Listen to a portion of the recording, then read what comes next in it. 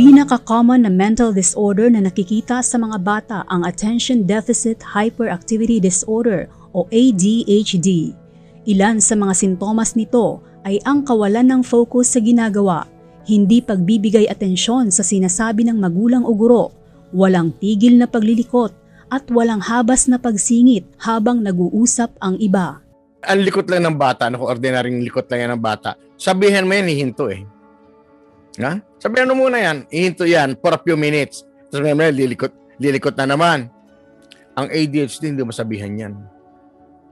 Ha? Hindi mo pagsabihan, sabihin mo, oy, huwag kang malikot. Wala yan, hindi yan makikinig sa iyo.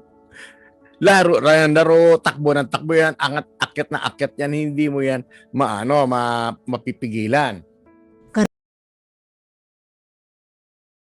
Pag napabayaan, ang Attention Deficit Hyperactivity Disorder ay maaaring mauwi sa mababang self-esteem at kawalan ng social function.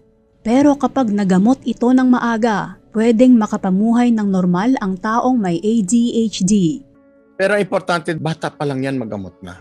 Ayaw natin baka mag-lead to mental retardation bandang huli. Unang-una, maapekto niya kanyang pag-aaral.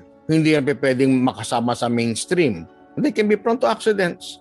Kung yung bata nun bigla may urge tumakbo sa gitna ng karsada, hindi nasagasaan. Paano ginagamot ang ADHD?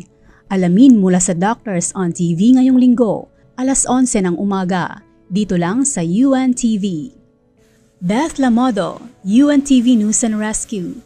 Diyos ang aming sandigan, serbisyo publiko ang aming pinahahalagahan.